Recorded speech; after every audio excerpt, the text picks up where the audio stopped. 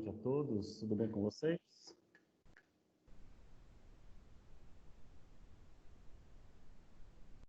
Boa noite, professor.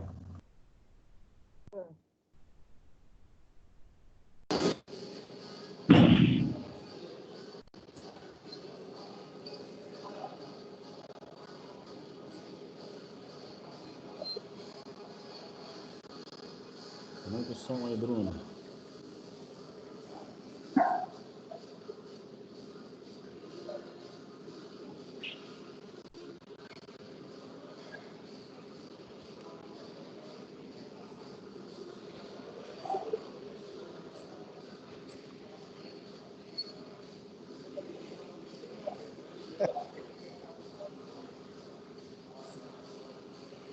Pessoal, é o seguinte, nossa aula é aula de processo civil, estamos lidando com os recursos. Tá ouvindo aí, Bruno?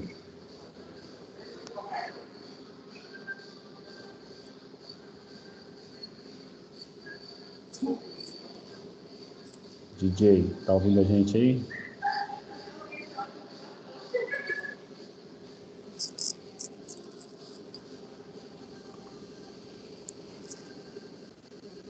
E hoje a gente vai fazer uma aula um pouco diferente. A verdade, a aula dessa semana, a aula da semana que vem, a gente vai trabalhar de uma forma diferenciada, tá?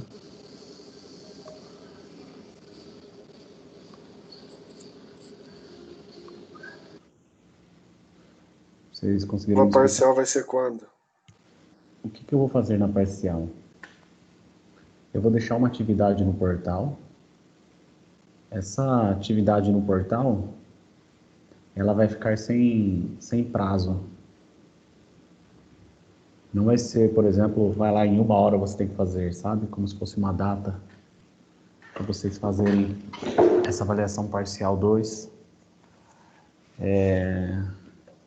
Vai ser uma avaliação basicamente necessária para quem não tiver participação em sala de aula, tá? Porque para quem participar nessas últimas 2 semanas, eu estou aqui com a tela dos acadêmicos que receberam pontuação no primeiro bimestre. E aí eu vou passar a pontuação agora da parcial 2 para o segundo bimestre, com a participação de vocês. Aquele acadêmico que veio a faltar nessa aula dessa semana e na nossa última aula da semana que vem, antes da avaliação, vai acabar tendo a chance de fazer ali no portal que eu vou postar, para fazer até a data da oficial 2, tá? Professor, e as pessoas que tiveram probleminha solicitando a segunda chamada e até agora não teve resposta oficial? Isso daí, porque que existe um prazo para resposta, existe. Não é possível. A Constituição coloca não dá um prazo para resposta, né? Superado esse prazo, vocês devem comunicar para o coordenador que o prazo excedeu. E aí passa a responsabilidade para o coordenador, tudo bem? Beleza, então, porque até agora eu não recebi resposta e eu vou ficar basicamente sem nota, né, da primeira oficial. Então, veja tudo isso daí para ter a resposta. Porque que seu nome vai para a segunda chamada se você não fez a primeira? Com certeza vai, né? Isso aí não precisa nem abrir chamada. Agora, caso o seu nome não tenha constado lá na data, junto com a da galera, para tentar um abono, para que você não pague pela segunda chamada, aí sim tem que abrir esse chamado, né? O problema não é nem tanto a questão da pecúnia, o problema é a possibilidade de fazer, né? A gente fica preocupado. Mas é o sistema, né? O sistema, se você faltou, o sistema já te lança automaticamente, sem você fazer nenhum tipo de requerimento. Então, não lançou para mim. Você não tá eu estou numa entendendo. situação meio complicada aqui, porque eu não Dizendo fiz pra o você, requerimento, você fez o a sistema primeira, não... Você fez a oficial 1? Desculpa, você fez a oficial 1?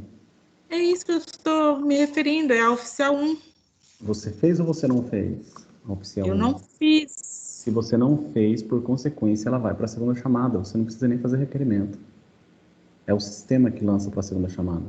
Consegue me entender? Sim, mas eu queria saber, é uma questão de prazo para que a segunda chamada aconteça. As Você datas, conseguiu? as datas que o próprio professor passou no primeiro dia de aula. Não tem nada que perguntar Tá para o bom. coordenador, é professor para professor. Entendi, professor, Aproveitando. mas a gente já tinha conversado anteriormente que eu não Hum. participei da primeira aula, então eu não tenho essas datas. Pessoal, Eu não... alguém aí que está com a primeira, que está com as anotações da primeira aula, vamos lá, vamos participar, gente, por favor. Alguém aí, por favor, que está com a data aí anotada no caderno, já poderia ir adiantando, eu estou pegando a lista de presença de vocês aqui para vocês terem noção. Alguém aí, por favor?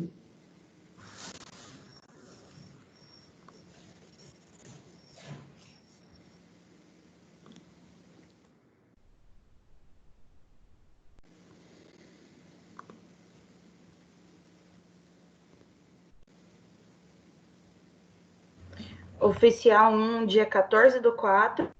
Vamos anotando aí todos, por favor, até para relembrar, viu, pessoal? Segunda chamada eu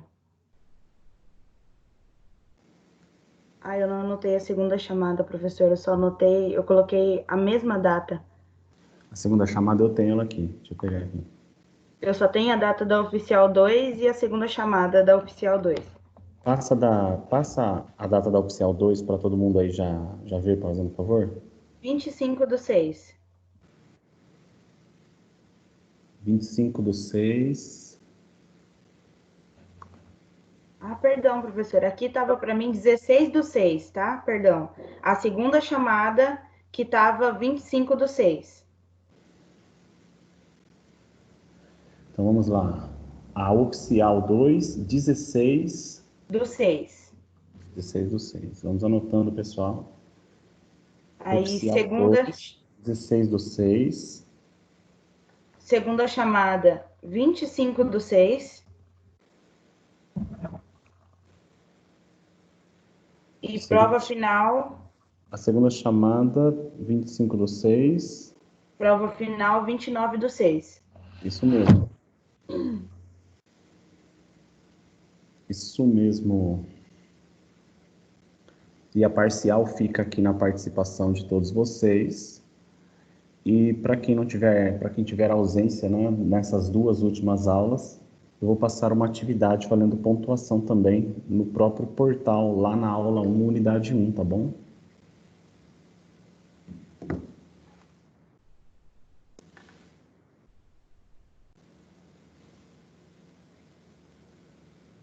Aula 1, unidade 1. Vamos começar a aula de hoje tratando de um tema que eu pedi para vocês pesquisarem assim que vocês saíram na semana passada.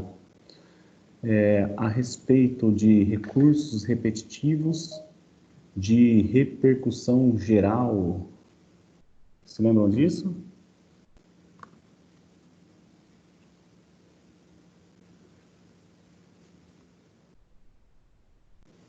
Recurso repetitivo e repercussão geral. Primeiro momento, recurso repetitivo. Alguém aí poderia me passar, por favor, o que significa essa questão do recurso repetitivo?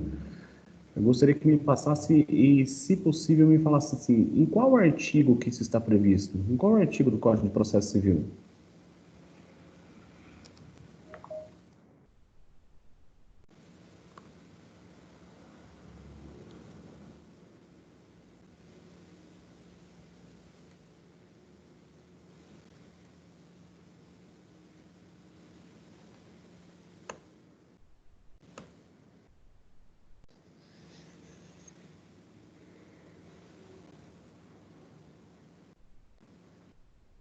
Dois minutos, tá? 2 minutos, recurso repetitivo. Em 2 minutos eu quero que alguém me passe aí a resposta, por favor.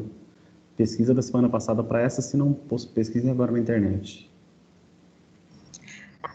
Artigo 1036 do Código do Processo Civil é quando houver... Só um minuto. Quando houver multiplicidade de recursos especiais com fundamento em idêntica controvérsia. A análise do mérito recursal pode ocorrer por amostragem, mediante a seleção de recursos que representam de maneira adequada a controvérsia. Recursos repetitivos, portanto, é aquele que apresenta um grupo de recursos especiais que tenham teses idênticas, ou seja, que possuem fundamento em idêntica questão de direito. Bacana. Repete o artigo para a gente, fazendo favor. 1036. Vamos lá, gente. Artigo 1036, perto do que nós paramos, né, na aula passada, inclusive. Vamos lá. Do julgamento dos recursos extraordinário e especial repetitivos. Vou pegar aqui. Quem estava falando agora foi quem? Meiriane. Miriane, repete para a gente aí toda a fala que você teve, fazendo favor.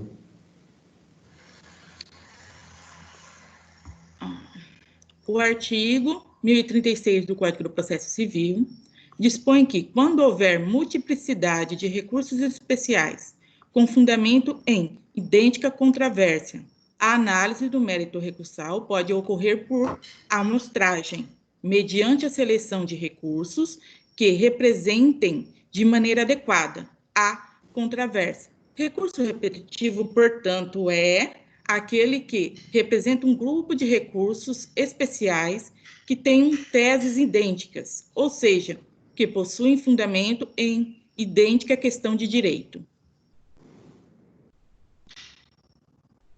Pessoal, existe então essa possibilidade, e vamos imaginar que para que seja levado a uma matéria objetiva, que vai tratar de uma questão abstrata, ou seja, que não vai tratar a respeito de produção de provas, mas sim do correto entendimento da norma, houve entendimento por força do acesso à justiça, inclusive dado pela Constituição de 88, essa possibilidade extrema do acesso à justiça, os tribunais acabaram tomando, então, tendo recebido até das normas, como a gente está estudando agora no Código de Processo Civil, uma segurança de, eventualmente, evitar que demandas aleatórias acabem chegando, sendo que já há uma passividade quanto àquele objeto já decidido anteriormente.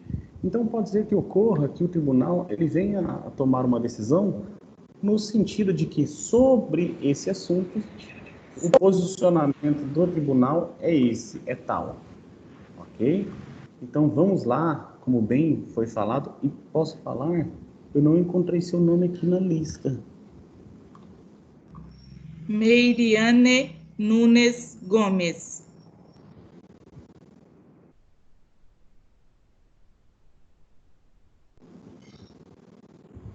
Ah, eu escrevi Mi, por isso que não. Obrigado, tá, Meriane? Professor, Vamos para a lei. Pois não. Deixa eu fazer um questionamento, uma pergunta. Essa forma de recurso repetitivo não seria uma forma até do próprio tribunal se defender de possíveis decisões diversas? Ou seja, eu decidi um processo, aí vem a outra turma e decide outro processo, para que não haja uma maneira da pessoa recorrer ou falar, não, mas como você me decidiu isso, se o entendimento daquilo é dessa forma, da mesma ação, do mesmo julgamento, do mesmo... O novo Entendeu o que eu quis CPC, dizer? eu entendi muito bem, e você está correta. O novo CPC, ele acaba colocando a possibilidade, inclusive, do não reconhecimento de um recurso pelo relator, se ele acabar ferindo a jurisprudência dos tribunais superiores, inclusive. Então, vejo que lá o juiz relator, num recurso de apelação, o relator recebendo aquele recurso, ele pode, ele mesmo, sem mandar para o colegiado, já negar o recebimento do recurso por conta de que ele está ferindo um posicionamento dos tribunais. E os recursos repetitivos, e o interessante é isso, que a gente pode fazer até as pesquisas online, todos nós, todos, sem precisar pagar por isso, a não ser tendo acesso à internet, né? consegue fazer a pesquisa a respeito dos recursos repetitivos existentes no nosso ordenamento jurídico. E qual é a finalidade disso? É fazer com que, primeiro, os tribunais, não os tribunais superiores, que os tribunais em si, eles já tomem uma certa medida até para diminuir o número de processos, e segundo passo, para que haja uma possibilidade já de um julgamento desde o juízo ACO até o juízo ad quem, vamos imaginar Tribunal de Justiça ou TRF, para que eles já possam fazer alguma exclusão a respeito daquele assunto. Então, quando falamos de recursos repetitivos, o advogado, seja da parte requerente, seja da parte requerida, que já apresentar uma tese defendida e já bem posicionada nos recursos repetitivos, ele terá ganho de causa naquela situação, desde o juízo ACO. Se alguém ajuiza uma ação se pautando o mesmo fato, se pautando na tese defendida e acolhida nos recursos repetitivos, essa pessoa já terá ganho de causa ali no próprio juízo ACO, e chegando a parte contrária sucumbente a recorrer, o recurso dela sequer vai ter seguimento, o próprio relator ele vai acabar já não dando seguimento ao recurso, do recurso de apelação. E da mesma forma, é quando, nessa circunstância que você bem elencou aqui em aula, o Superior Tribunal, ele acaba entendendo que há necessidade de entender a possibilidade de fazer um julgamento de recursos especiais repetitivos, com duas finalidades. Uma, para que não abarrote o próprio Poder Judiciário, e dois, para que não haja controvérsias nas decisões. Decisões do próprio STJ, decisões dos tribunais de justiça, TRF, e juízos ACO, para que eles acabem seguindo a mesma linha. Ok? Conseguiram entender, pessoal?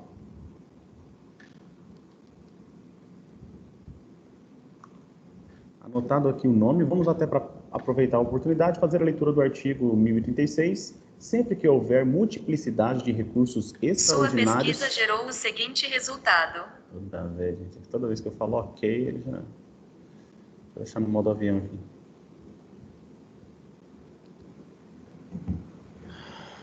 Sempre que houver multiplicidade de recursos extraordinários ou especiais, então ponto. Quando a gente fala em recursos repetitivos, podemos falar tanto em recursos extraordinários, STF, como recursos especiais. Com fundamento em idêntica questão de direito, olha só, idêntica questão, de fato é impossível. Por que de fato é impossível? Porque a norma não coloca teu nome na norma. A norma não coloca João, a norma não coloca Maria, a norma não coloca José, a norma não coloca Joana, tá? A norma não coloca o nome de ninguém. Então, casos, fatos, no sentido assim de fatos idênticos, não existem fatos idênticos. Né? Aquela água que passa embaixo da ponte, em direção ao mar, nunca mais vai passar embaixo daquela ponte novamente. Né? O que eu quero dizer é o seguinte, quando falamos, repetindo, em recurso extraordinário e recurso especial, nós estamos falando da análise objetiva da norma, como que é a correta interpretação. Então, com fundamento em idêntica questão de direito. Quer dizer que o fato, aquele fato provocou determinada norma. Quando determinada norma for provocada de forma múltipla, ou seja, com multiplicidade, conforme que está colocado no início do artigo 1036, haverá a possibilidade de haver o posicionamento quanto a recursos repetitivos. A gente vai dar segmento. Idêntica à questão de direito, haverá afetação para o julgamento de acordo com as disposições desta subseção, observado o disposto no regimento interno do Supremo Tribunal Federal e do Superior Tribunal de Justiça para análise, então, da formação desses recursos repetitivos, tá? Parágrafo 1º. O presidente ou vice-presidente do Tribunal de Justiça ou do Tribunal Regional Federal selecionará 2 ou mais recursos repetitivos da controvérsia que serão encaminhados ao Supremo Tribunal Federal ou ao Superior Tribunal de Justiça para fins de afetação, determinando a suspensão do trâmite de todos os processos pendentes, individuais ou coletivos que tramitem em estado ou na região, conforme o caso. Esse parágrafo 1º está dizendo o seguinte: primeiro, quem está incomodado com o número de ações sobre o mesmo ponto do direito são os tribunais. E o que os tribunais fazem? Eles encaminham isso para os tribunais superiores. Quem que estão incomodados? Os tribunais. Que tribunais? Tribunais de justiça, na justiça comum, estadual, e nós podemos falar que os tribunais regionais federais, que correspondem, então, ao juízo ad quem, grosso modo falando, no âmbito federal. Então, o presidente ou vice-presidente do TJ ou do TRF, tá, encaminharão dois recursos que eles entendem que são possíveis de serem analisados pelo STJ e pelo STF para que eles pacifiquem o entendimento, para que eles acabem utilizando esses recursos como a base dos recursos repetitivos. E o interessante é que tramitem no estado ou na região. O que vocês devem entender por estado ou região? Primeiro, na organização do Poder Judiciário, nós temos um Tribunal de Justiça em cada estado. Repito, Tribunal de Justiça, temos um Tribunal de Justiça em cada estado. Na capital, esse é o ponto, disso vocês já sabem. Agora vamos lá, eu vim aqui no próprio Google e coloquei aqui, gente, regiões TRF. Regiões TRF. Só se eu abrir a porta aqui. Regiões TRF. Aqui na imagem, que eu já fui no Google e cliquei na imagem, ele coloca a figura com 9 regiões. Então, nós temos o TRF de primeira, segunda, terceira, quarta, quinta, sexta, sétima, oitava e nona região. Sendo certo, gente, só para vocês terem a noção, aquilo que eu falei, ó, TRF de primeira região, sede em Brasília, ampara, então, o Distrito Federal, o Amapá, Goiás, Maranhão, Mato Grosso, Pará, Piauí e Tocantins. Olha só, um TRF só, ele acaba tendo uma região que abarca o julgamento de diversos estados. Só que o TRF é, entre aspas, o juízo ad quem na Justiça Federal. Na Justiça Estadual, nós não temos essa possibilidade de um Tribunal de Justiça ele emitir uma decisão em relação a outro estado.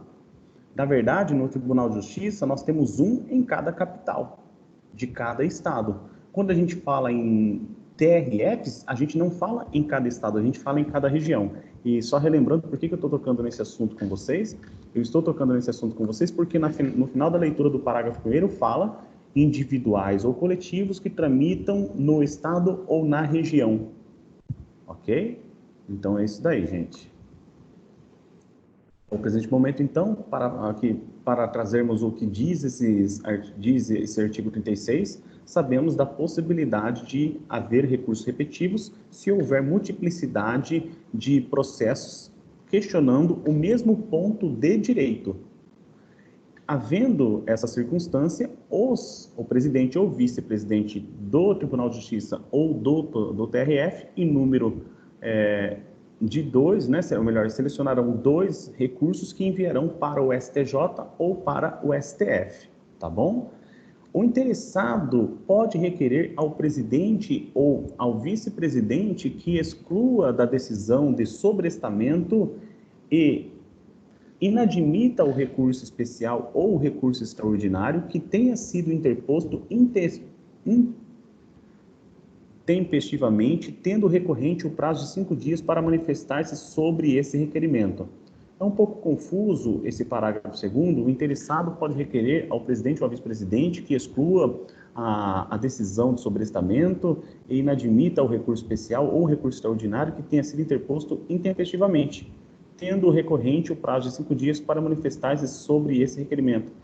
Gente, por incrível que pareça, um recurso que não seja eventualmente acolhido, por exemplo, foi interposto intempestivamente, ele não foi recebido, ainda que ele não preencha os requisitos de admissibilidade, eventualmente ele pode ser colocado a julgamento caso ele verse sobre uma questão de direito e ele pode ser encaminhado para análise dos tribunais superiores, para ver se aquela questão, o ponto de direito, se está correto ou se está incorreto. Só para vocês terem essa noção. Então, existe essa possibilidade também de um recurso, mesmo não preenchendo os requisitos de admissibilidade, que ele já poderia morrer, entre aspas, por ali, ser extinto por ali, acabar o seu processamento por ali, se ele versar sobre uma questão que implique em recursos repetitivos, ele pode ser levado, segundo o entendimento da Corte, para análise do STF e do STJ. Da decisão que indeferir o requerimento... Pois não? Mas se haver essa análise, essa pessoa que entrou com recurso, ela vai usufruir da análise se for favorável a ele? Se ele for intempestivo? Vamos lá. Digamos que o direito, aquilo que é de ordem pública, ele não deve ser desrespeitado, ok? A gente está na seguinte interpretação, que prescrição, nulidades, podem ser arguidas em qualquer momento e em qualquer grau de jurisdição. Consegue me entender? Existem algumas situações em que eu posso alegar, esse é o fato, né? Por exemplo, poxa, o recurso ele foi tido aqui como um recurso intempestivo. Vou analisar e vou prejudicar a parte. Na verdade, esse recurso ele não vai ser analisado com os efeitos de gerar os efeitos dali de interpartes, até porque quando a gente fala em recurso repetitivo, ele vai acabar gerando o efeito erga omnes para todos os demais processos, tá? O que eu posso falar é que a análise objetiva do que diz a lei vai ter o efeito erga omnes, ao passo que aquele recurso, os efeitos do recurso em si não terá força perante as partes demandantes. Consegue me entender? Que o efeito interpartes do recurso ele acaba perdendo o objeto. Só que a análise que vai ser feita pelo tribunal vai ser a análise do direito objetivo em si. Ok? E, gente, uma vez havendo essa possibilidade da análise do direito objetivo em si, a gente vai poder visualizar, inclusive, que mesmo havendo trânsito em julgado, pode haver uma ação que a parte dentro de 2 anos vai poder ainda se valer quando está do trânsito em julgado. Tá? Mas nesse momento em que você fez a pergunta que o recurso ele intempestivo e ele foi levado para análise, é óbvio que a parte que contra si, ou melhor, que a favor de si não teve recebido o recurso, não pode ser prejudicado por conta disso. Mas acontece que a interpretação que vai ser feita vai ser uma interpretação que vai ter efeito posterior erga omnes perante todos os demais processos que venham a tramitar no território brasileiro. E por consequência disso daí, ainda que haja o trânsito em julgado nessa ação em que ele não foi recebido, vamos supor que até tenha tido ganho de causa para a parte contra quem o recurso foi ajuizado, se o entendimento posterior for favorável a quem tenha se valido do recurso intempestivo, essa parte vai poder se valer da ação possível para que haja reforma, para que haja um novo julgamento quanto àquele posicionamento que foi dado, tá bom? Vai ser o tema, inclusive, da nossa segunda aula de hoje. Então, aí se usa como fundamento o princípio da retroatividade, o mais favorável, também, ou não? Não entendi a pergunta. Aí se fala, a parte que, no caso, ajuizou o recurso intempestivo, entretanto, foi analisado o recurso, né, a matéria de fato, e ele, após essa decisão, ele não vai ter, né, não vai sofrer as consequências. Mas ele pode se fundar da retroatividade quando é favorável. É como se fosse a lei, surgiu uma lei, mas ela é mais benéfica, enfim. Na lei processual, vale a teoria do ato. Entrou em vigor a lei processual, qual que é o próximo ato a ser praticado? Esse próximo ato a ser praticado é o ato que vai seguir o regramento da nova regra de processo civil. Então, eu não consigo assim, entender retroatividade nessa circunstância, até porque também, pessoal, conforme bem colocado aqui no parágrafo 2º, o interessado pode requerer ao presidente ou ao vice-presidente que exclua da decisão de sobrestamento e inadmita o recurso especial ou recurso extraordinário que tenha sido interposto intempestivamente, tendo o recorrente o prazo de 5 dias para manifestar-se sobre esse requerimento. Então, vejam, nessa circunstância aqui, a parte interessada está tratando da circunstância de ele falar assim, meu recurso está sobrestado por conta que está pendendo ali um recurso extraordinário, está pendendo ali um recurso especial, só que haja uma questão de intempestividade. A parte contrária, ela vai ser escutada. Então, a outra parte, tendo o recorrente o prazo de 5 dias para manifestar-se a respeito. O nosso ordenamento jurídico brasileiro está mais ou menos dessa forma. Todas as manifestações do Poder Judiciário eles estão abrindo margem para que a parte contrária seja escutada a respeito desse assunto. Eu comento isso porque eu disse para você da liberdade que tem o membro do Poder Judiciário para ele encaminhar, para que haja o julgamento, mesmo faltando algum dos pressupostos para que seja recebido o recurso. Só que nesse mesmo sistema, claro que a parte ela vai acabar sendo escutada e a regra de interpretação, que é teoria geral do processo, ensina para a gente que as regras do processo civil a serem aplicadas é a da vigência. E nessa circunstância que vai ser a da vigência no próximo ato a ser praticado. Retroatividade, essas coisas, não se aplica retroatividade no processo civil, porque a lei posterior não pode ferir o ato jurídico perfeito. Então, o que foi feito conforme o ato jurídico perfeito, segundo as regras do processo civil no passado, não tem o porquê se exigir que sejam feitas novamente segundo a formalidade da nova legislação.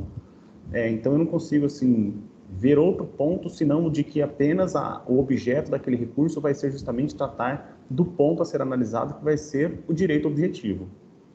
Tá bom? Aí, quanto os efeitos do direito objetivo, no caso concreto, vai depender de cada circunstância, de cada ação em si, tá? Alguma outra pergunta? Muito obrigada, professor, consegui compreender. Tá? Pessoal, alguém mais tem alguma coisa para falar a respeito? E quem falou comigo agora foi quem? Continuou sendo a Meriane? A Meiliane, isso. Mais alguém, pessoal? Quer comentar a respeito? Professor, está me ouvindo? Sim. Então, assim, mesmo que a gente esteja em um recurso que seja intempestivo, convém impetrá-lo perante um tribunal? Claro que não. Um julgamento ou não? Não. Na verdade, aqui, gente, é uma situação, assim, eu acabei fazendo comentário com vocês, mas é algo sui generis, é algo muito, muito difícil de se acontecer. Na verdade, intempestivo recurso, não perca dinheiro com preparo, não perca seu tempo profissional, porque você vai demorar para fazer uma peça.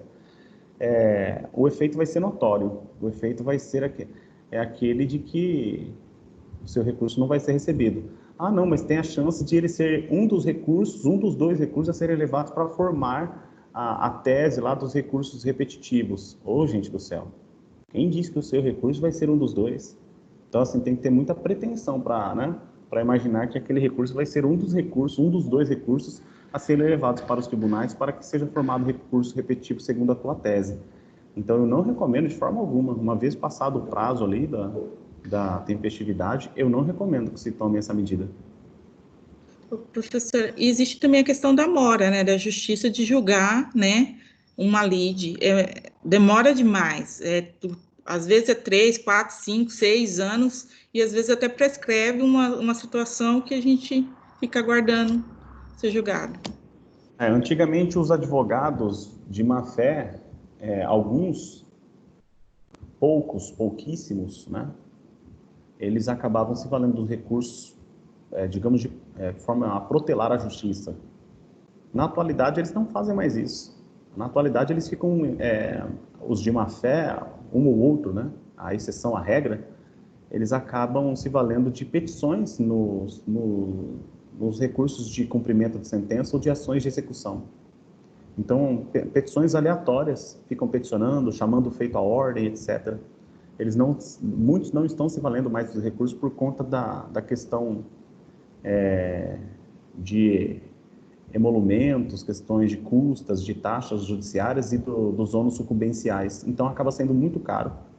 E eles acabam se valendo, então, da medida de postergar o pagamento isso lá na ação de execução até que chega o momento. Aí sim, gente, aí na ação de execução também não dá para falar que vai ser rápido. A cultura do processo do trabalho não veio para o processo civil ainda, onde eu posso fazer ali um requerimento no cumprimento de sentença, pedindo bacenjude, renajude, todos os meios possíveis de penhora de um bem, e depois disso, em uma só análise, verificar se encontrou alguma coisa. Eu vou lá, peço bacenjude. Pesquisou, não deu bacenjude. Vou lá, peço renajude. Vou lá, não deu renajude. Vou lá, faço a pesquisa nos cartórios. Vai lá, não encontra, sabe?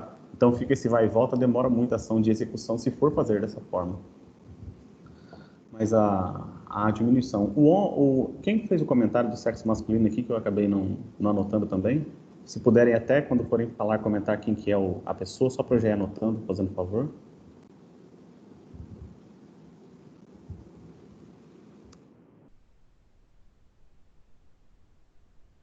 Não?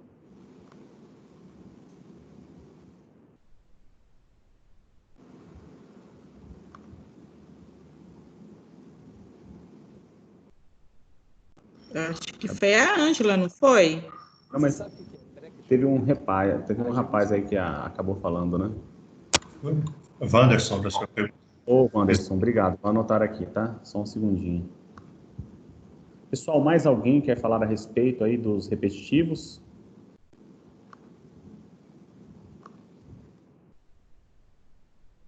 Professor, para mim ficou claro, viu? Você foi Bem claro? bem claro aí na sua explicação. Ok, pessoal, então vamos ao seguinte agora, para a repercussão geral.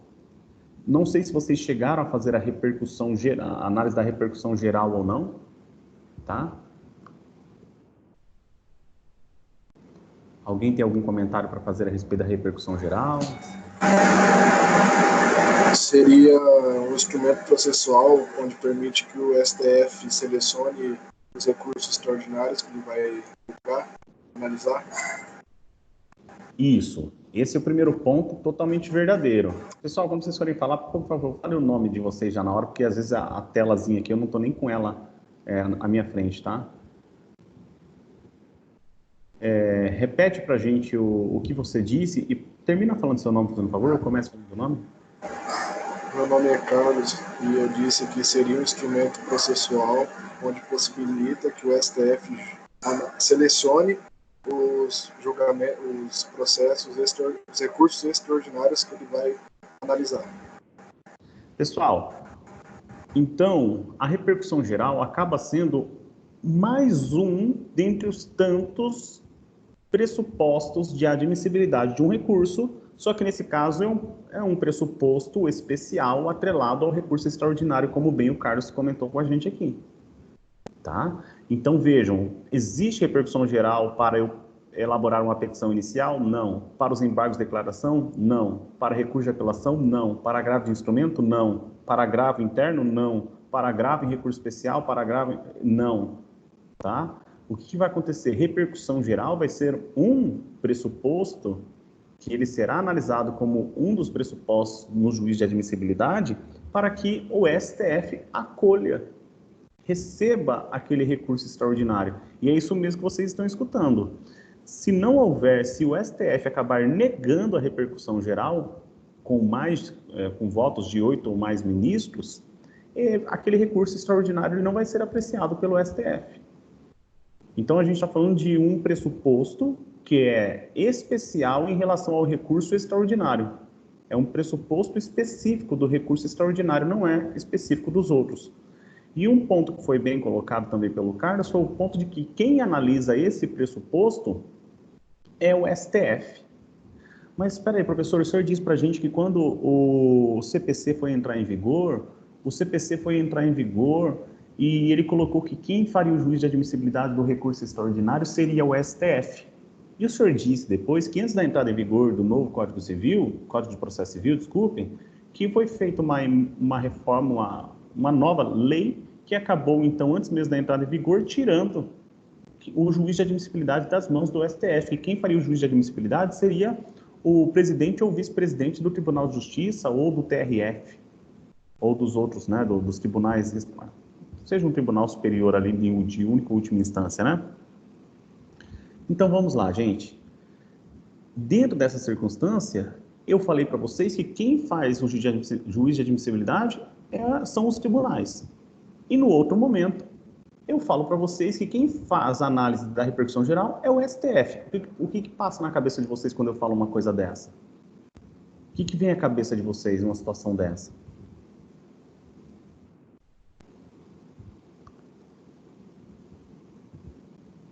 Faz sentido? Porque não faz sentido. Para prestar atenção. Parece não fazer sentido, né?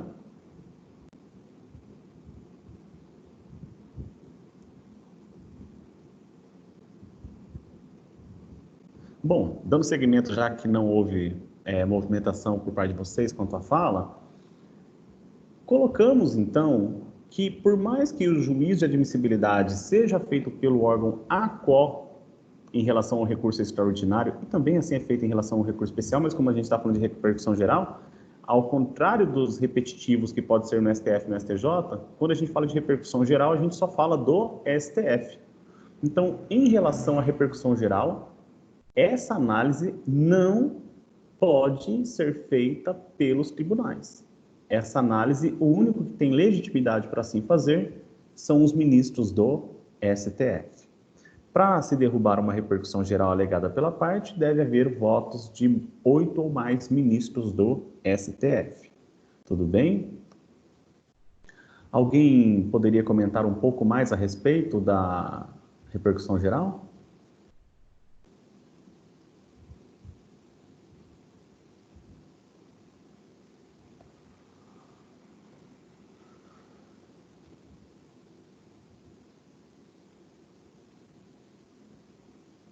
Alguém sabe o artigo? Nem que seja artigo da própria Constituição, artigo do CPC.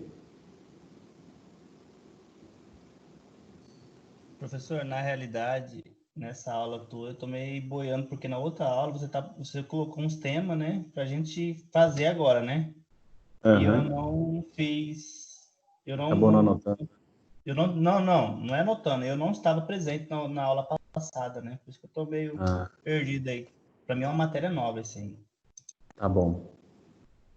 Mas alguém mais aí por um acaso fez a anotação e estava presente? O artigo lá do CPC. Professor. 35. Vamos lá? Começamos falando do artigo do CPC. Alguém ia passando aí para mim, fazendo um favor?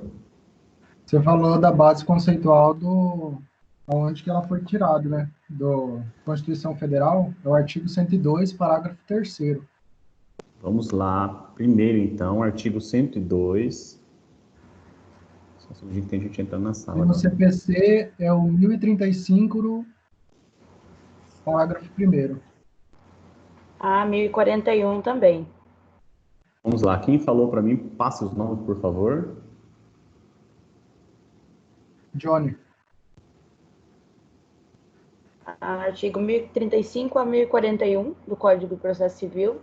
Emenda Constitucional 45 de 2004 também, e regulamentado pelos artigos 332 a 322 a 329 do Regimento Interno do Supremo Tribunal Federal.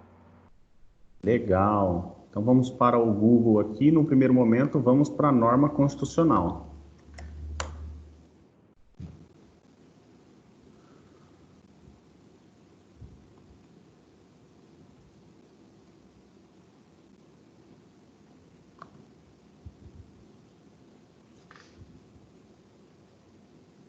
Só um segundinho que deu tilt aqui.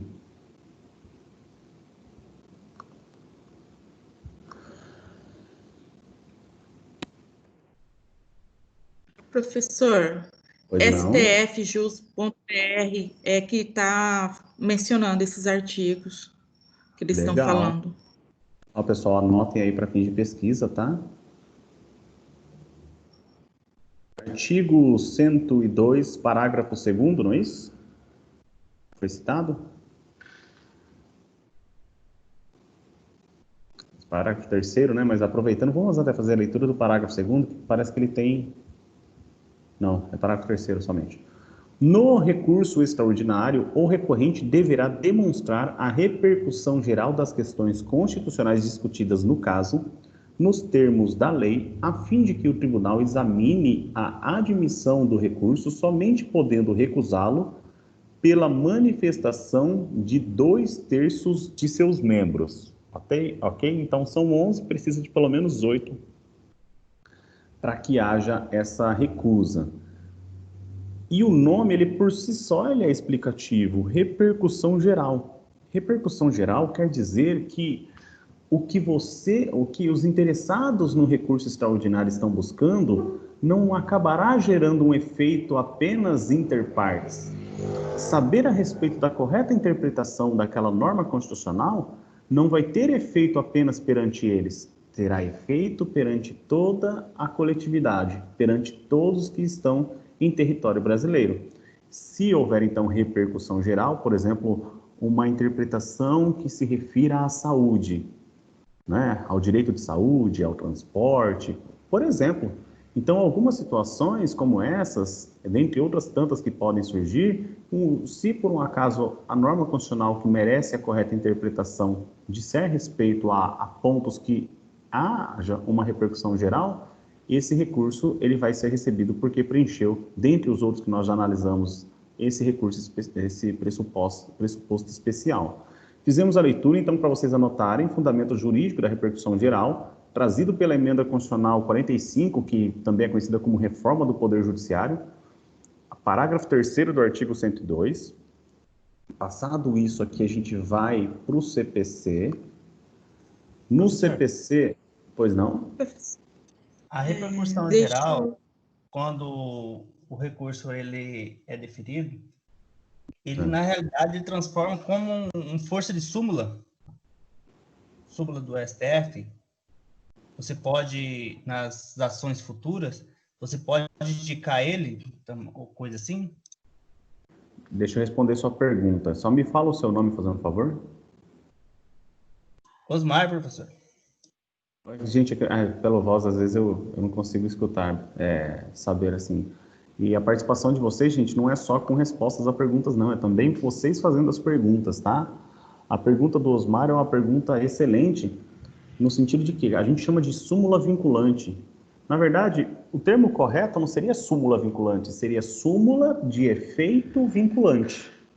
Porque uma súmula, ela é orientadora, ela não é uma norma, ela não é uma lei, não tem o efeito de uma lei. Uma súmula não tem efeito de uma lei.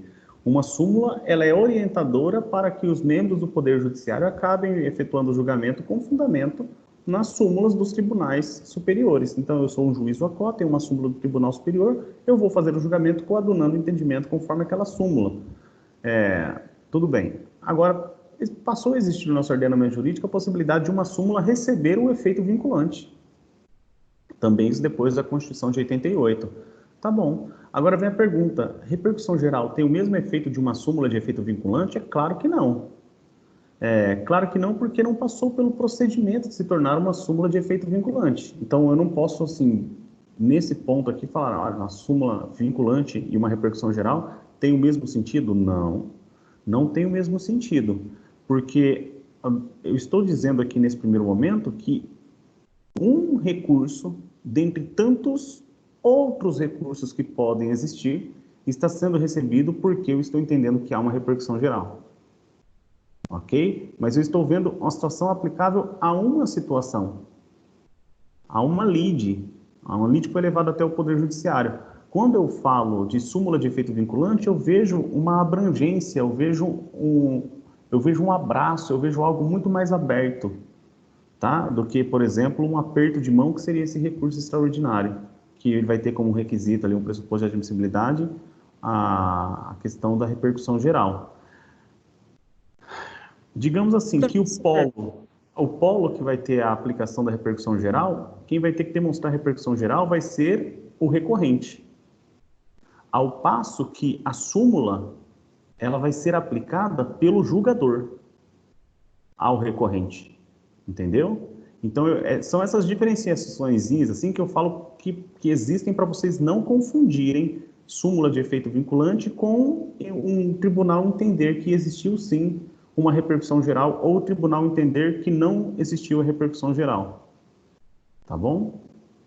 É que a súmula de efeito vinculante tem um poder muito maior do que em relação à repercussão geral alegada por uma parte recorrente, pois não? Assim, usando como exemplo, creio eu que eu entendi dessa forma, na aula magna que teve uma apresentação do juiz sobre a questão da matéria do entendimento do Poder Judiciário, como é que eu falo? Do emocional, por exemplo, o pai dá o amor ao filho, que entrou com um processo, o filho, né, para que o pai pagasse por essa falta que ele tivesse, que subiu para o Supremo, porque foi considerado repercussão geral, né, e queria, a partir desse ponto em que o Supremo decidiu, vários juristas vários juízes, né, passaram a se utilizar desse fato para, como eu posso falar, justificar suas sentenças nesse entendimento, bem como do emocional e do material, enquanto há discrepância, né, falta de equilíbrio entre o valor que o pai recebe, né, por exemplo, um pai rico e o filho pobre paga uma pensão ali e vive numa casinha, num casebre. Então, assim, esses fatos, eles foram utilizados depois dessa repercussão que teve, tanto para justificar a sentença, quanto o advogado que entra, utilizando-se deles para movimentar, né, ganhar ação. Assim, não soube bem comentar isso, mas eu queria abordar essa aula que eu achei muito interessante também, sobre esses temas que eu não tinha conhecimento. Obrigado pelo comentário, e agora eu estou até descobrindo por que tem algumas monografias que estão tratando desse assunto para serem apresentadas, né, agora nesse semestre. É justamente a respeito dos julgamentos quanto ao abandono afetivo. Agora eu estou sacando por que existem essas monografias. Não tinha percebido, mas você bem tocou, é por conta dessa aula magna, né? Que muitas delas, inclusive, foram alterações de temas. As pessoas alteraram o tema da monografia, acho que então foi depois de assistir essa aula magna aí. Dando continuidade, é mais do que a repercussão geral. Os advogados, os juízes passaram a pacificar esse entendimento, porque, gente, eu já tive um cliente que ajuizou a ação contra o pai por conta de abandono afetivo antes desse posicionamento do STF. E, no final das contas, ocorreu um acordo. Só que não chegou até o tribunal, né? Por conta disso, chegou um acordo ali, extinguiu a lide. Porque o objeto foi atingido, foi a reparação do dano. Na verdade, a indenização, né? Reparação não tem como reparar o dano nessa circunstância. Mas foi mais que a repercussão geral. Não estou jogando no lixo a repercussão geral. Mas o que eu quero dizer é que um julgamento do STF transitado em julgado tem uma força tal que, claro, que vai repercutir esse julgamento para os advogados e para os magistrados inferiores. Inferiores que eu falo é no nível hierárquico, né?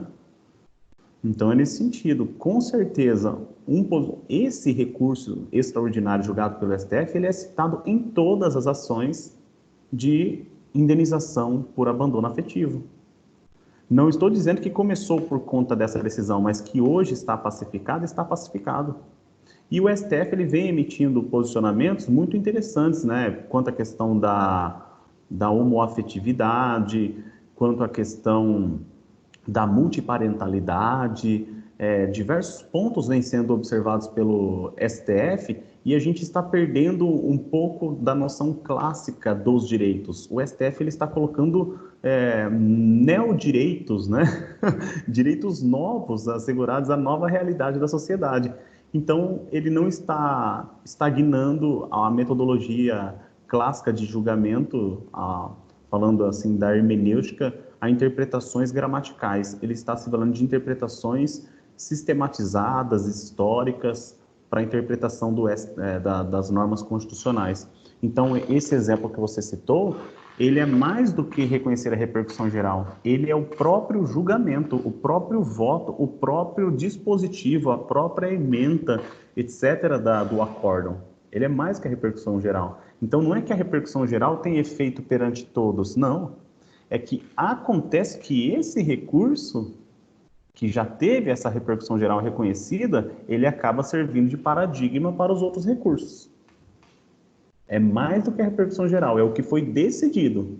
Porque se o STF entende que tem repercussão geral e decide de forma contrária, os advogados não estariam ajuizando a ação, os magistrados não estariam dando ganho de causa para aquela pessoa que alega e comprova que teve abandono afetivo. Por quê? Porque o STF já teria decidido o contrário, que isso não seria abandono afetivo e não teria direito à indenização. Por exemplo, não estou falando que foi isso, né? Mas só para vocês terem a noção, tá bom? Fazendo um comentário no ponto que o professor se referiu às decisões do STF, é o seguinte, existe uma grande discussão, ao meu compreender, durante o meu tempo de acadêmica, em que o direito, ele dificilmente consegue acompanhar a evolução da sociedade em si, né? Que vai surgindo novas causas, novas lides, novos conflitos, e o direito em si, às vezes, ele não consegue acompanhar, porque só se pode julgar uma coisa que está descrito dentro da lei, né? Então, eu acredito que se essas decisões vêm surgindo por uma maneira de poder-se alcançar algum direito, estaria havendo a evolução juntamente com a evolução da sociedade, porque vamos colocar os nossos ordenamentos jurídicos, eles são bem antigos, vários anos para poder se modificar. Por exemplo, o CPC mesmo, modificou agora em 2015, tinha muitas coisas para ser mudada. Esse é um ponto de vista que eu tenho, juntamente com algumas coisas que eu já percebi dentro de sala de aula, alguns professores discutindo.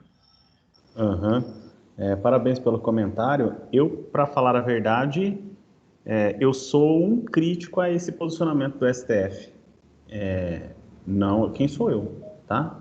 Mas eu sou um crítico no seguinte sentido, para a gente dar segmento na aula aí, depois assim, desse ponto de repercussão geral, que está dando repercussão até na sala de aula. Por qual motivo?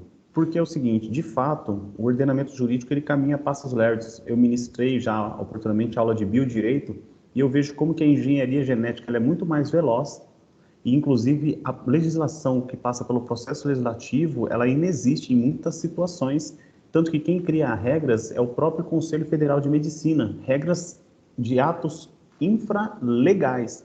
Não é nem infraconstitucional, é infralegal. Não passou pelo processo legislativo nem municipal, nem nada. Né? Nem estadual, nem do Distrito Federal, nem da União. Quem regulamenta é um órgão, como se fosse a própria OAB, a Ordem dos Advogados do Brasil, criando uma norma, por exemplo, no regimento de Código de Ética e Disciplina, também pode lá, então, o Conselho Federal de Medicina criar algumas resoluções a respeito. E não se cria, mesmo o Conselho criando, dando uma orientação de como que é a interpretação da sociedade, também não vem o Poder Legislativo posteriormente e cria uma norma a respeito daquilo. O que o Poder Legislativo fica fazendo? Fica fazendo parte do sistema que nós estamos vivendo hoje, e no final das contas, o Poder Judiciário cumprindo o papel do Poder Legislativo, porque eu não coloquei o ministro do STF para ser o meu representante. Eu não coloquei o ministro do STJ para ser meu representante. Eu elegi meu prefeito, eu elegi meu deputado federal, meu senador, eu elegi essas outras pessoas, e são essas pessoas que têm que passar à vontade, na melhor das hipóteses aqui, o deputado federal, ok? Eles que têm que pensar no que o povo pensa. Então, a gente tem que mudar o nosso sistema. Muda o sistema, então, já que então, os membros do Poder Legislativo estão lá só para fazer dinheiro para si próprios, que não estão fazendo norma, porque eles estão sendo lerdos, etc., então tira eles de lá, vamos mudar o sistema. Esse sistema nosso está falho. Enquanto tiver alguém, é que nem assim, é a mãe que chega para o filho e fala assim, não, filho, você bateu o nosso carro, não precisa pagar nada não, né? Você estava olhando o celular, né, filho? Mas não faz mais isso não.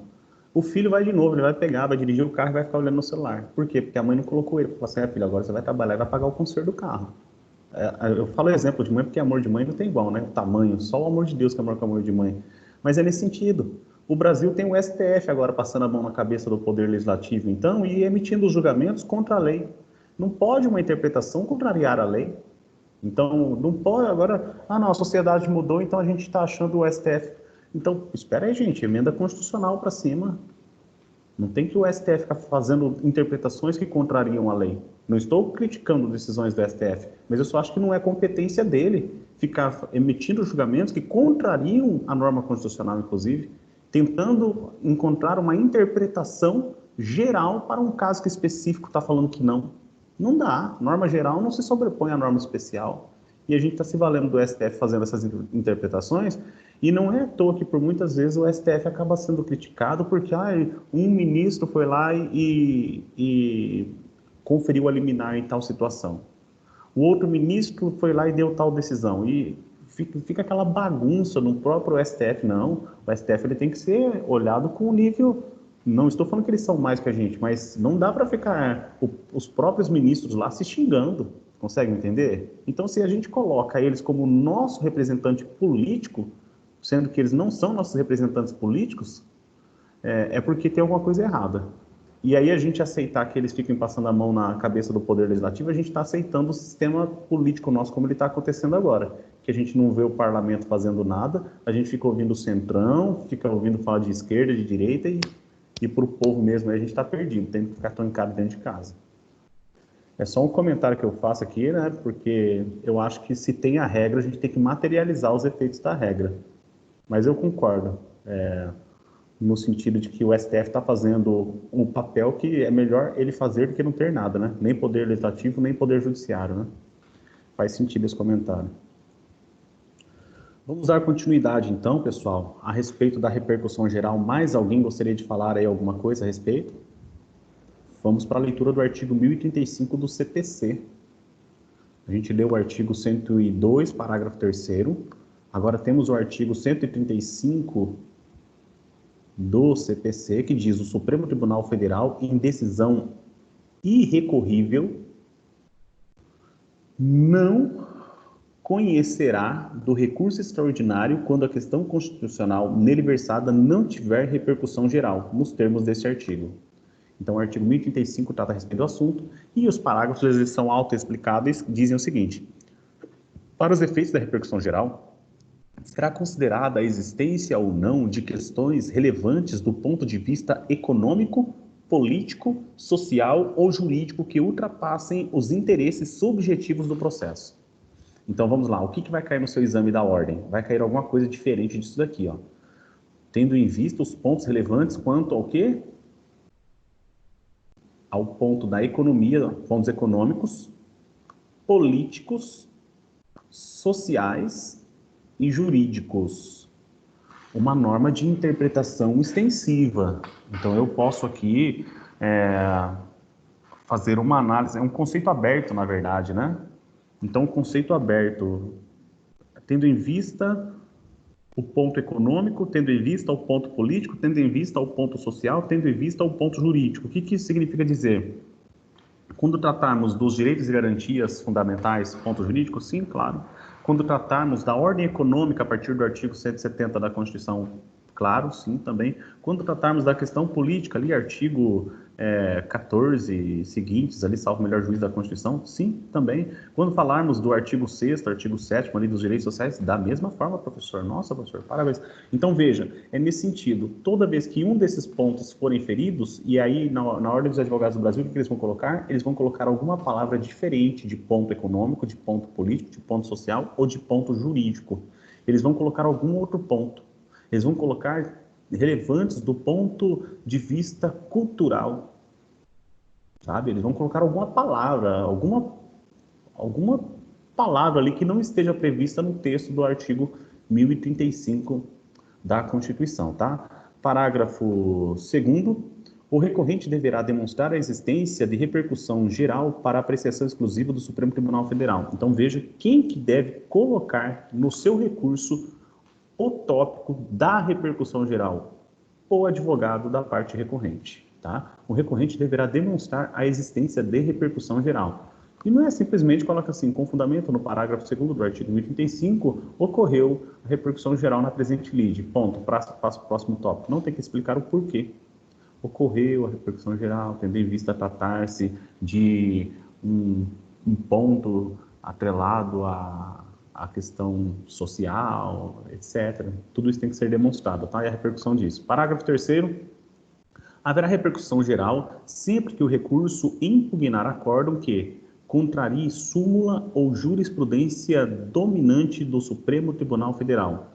Então, haverá repercussão geral sempre que o recurso impugnar acórdão que contrarie súmula. Então, gente, aqui a gente fala assim que existe a possibilidade de quebrar a repercussão geral, só que aqui a gente está falando de situações de repercussão geral ex lege, aquela que a própria lei determina existir, tá?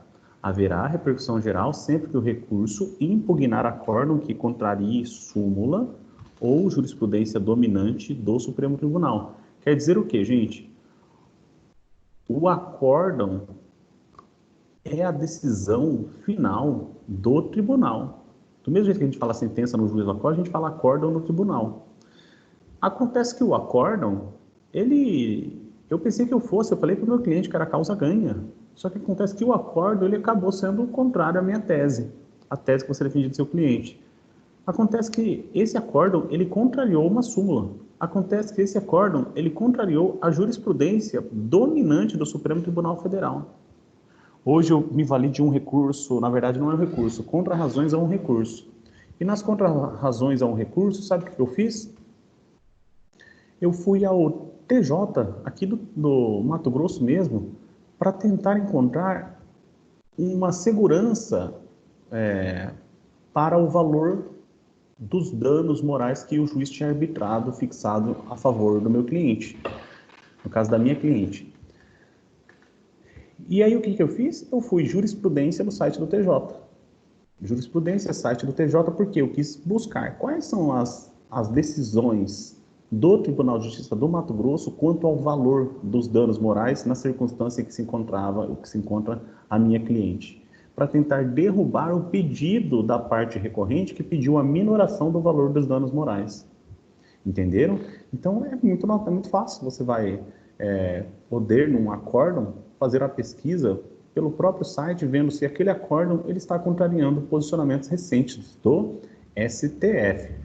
Interessante, gente, só fica uma dica. O que é jurisprudência? Jurisprudência não é você chegar numa peça e colar uma decisão do STF. Jurisprudência são decisões reiteradas no mesmo sentido por aquele mesmo órgão, aquele mesmo tribunal, ok?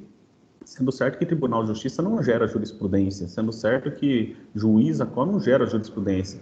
Devemos falar em jurisprudência, sim, do conjunto de decisões reiteradas pelos tribunais superiores, tá? Professor, só uma dúvida que me perguntou. A todo momento pode me interromper. O acórdão é feito, gerado pelos juízes ACOL, os mais inferiores, e as jurisprudências são geradas pelos tribunais superiores, é isso? Mesmo, a de quem nessa circunstância, né? Entendi isso. Uhum. Se teve modificação? Eu queria saber se era isso. Você chamou de tribunal ACO, você chamou de juiz ACO os tribunais, nesse exemplo da jurisprudência, né? Eu perguntei se o acórdão é gerado pelo juiz ACO. Mas o juiz ACO ele pode ser o juiz singular, o juiz ACO ele pode ser um tribunal, entendeu? Então tem que levar em consideração isso daí.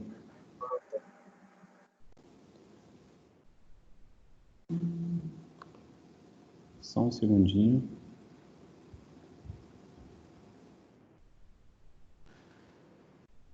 O que eu quis dizer aqui é que você citar uma sentença, um acórdão, você não está citando a jurisprudência. Para você falar assim, eis o entendimento jurisprudencial, você tem que citar vários posicionamentos, né? Vários julgamentos.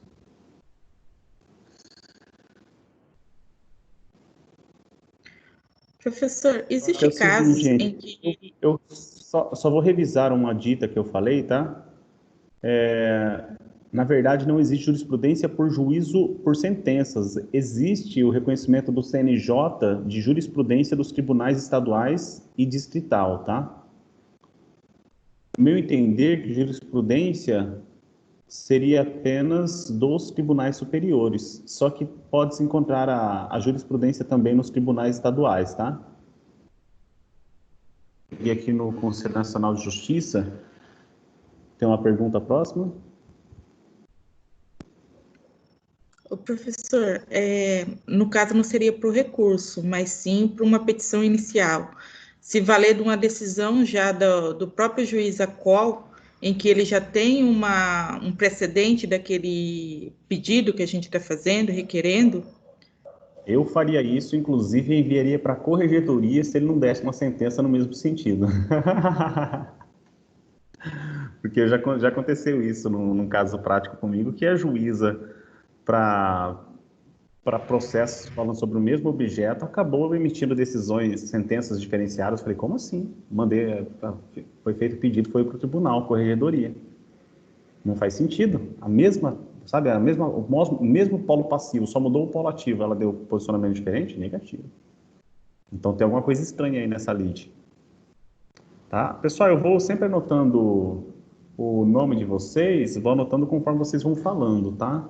A gente vai para o intervalo aqui, nós vamos finalizar aqui os recursos, o procedimento do RESP e do REST, e vamos passar a falar da ação anulatória, tá bom?